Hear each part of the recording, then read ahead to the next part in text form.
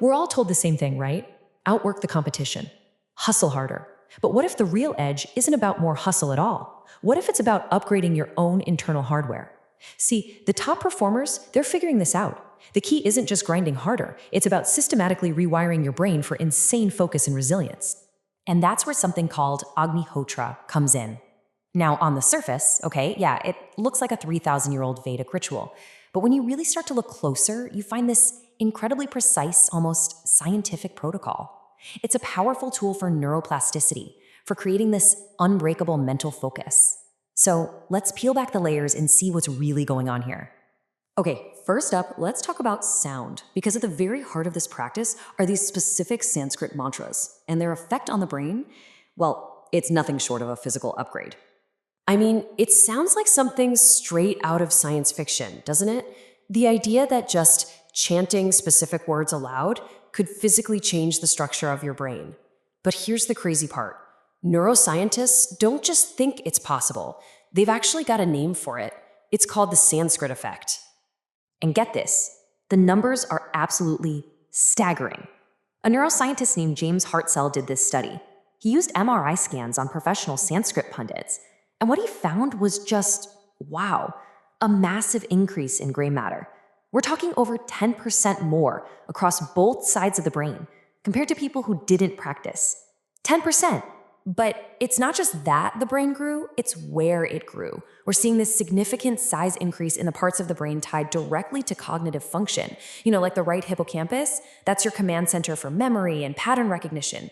And it was substantially larger. This isn't some subjective I feel better thing. This is a measurable physical change in the brain. So you're probably asking, how does that even work? Well, it all comes down to the sound.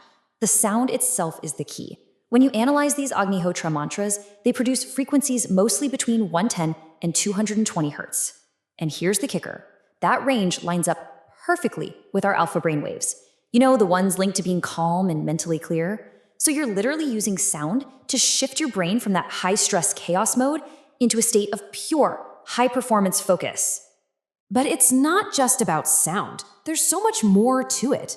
Let's get into the physical parts of this ritual. Because the entire setup, it's like a biocircuit. It's designed to sync your own internal rhythms with the planet itself. Yeah, seriously. First off, timing is everything. This whole thing has to be done at the precise moments of sunrise and sunset. In the Vedas, they call this Sandhi Kala, or the passages to enlightenment. And these aren't just some symbolic, poetic times. No, they line up with the two biggest circadian biorhythms of the day. It's literally when your body's internal clock is the most open to being reset and synced up with the planet. And look, every single piece of this puzzle has a scientific purpose. That pyramid-shaped bowl, it's made of pure copper for a reason. It's an amazing conductor of heat and electromagnetic force. It helps create and hold the energy field.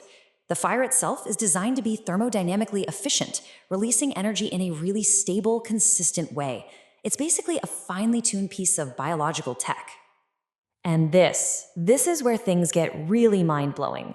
This is where the personal and the planetary truly connect.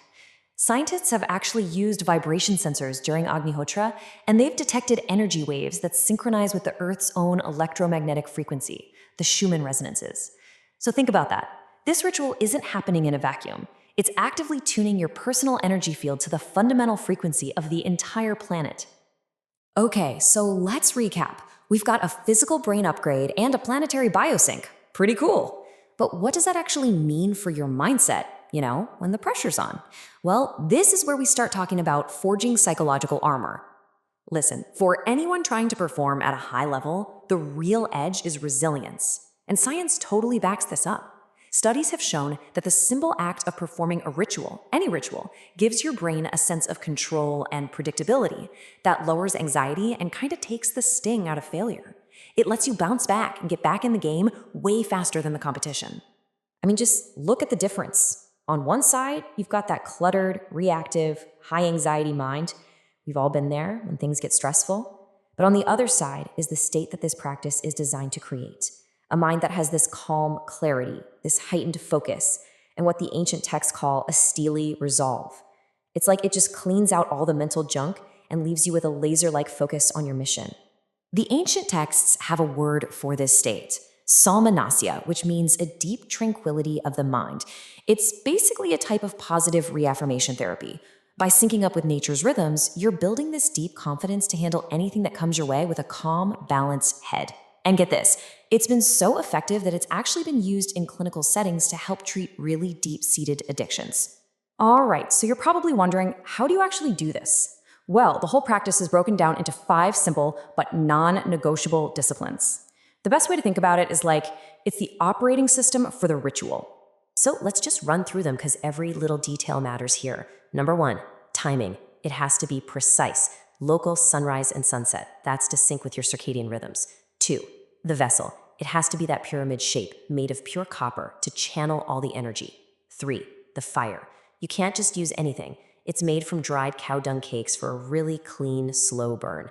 4, the offering. Pure cow's ghee and unbroken rice. They're chosen for their specific energetic properties. And finally, number 5, the mantra.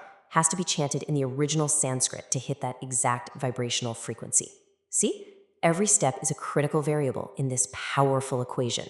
And this all brings us to a really powerful way to look at this whole thing. You know, we tend to think of the Vedas as just ancient religious books. But what if you saw them as the original source code for an operating system, an OS designed specifically for human excellence? Because when you get right down to it, the whole practice is designed to create this profound sense of surrender. You chant the words, idam na mama, which basically means, this is not for me, it's for the universe. In that moment, you're lowering your ego, you're admitting you're part of something way bigger. And in doing that, you unlock these higher levels of creativity, intuition, and a kind of deep, unshakable focus you just can't force. So I'll just leave you with this thought. We're all searching for the next pill, the next app, the next device to optimize our performance, right? But what if the ultimate biohack wasn't invented in some lab in Silicon Valley? What if it's been waiting right here, perfected over 3,000 years, just waiting for us to rediscover it?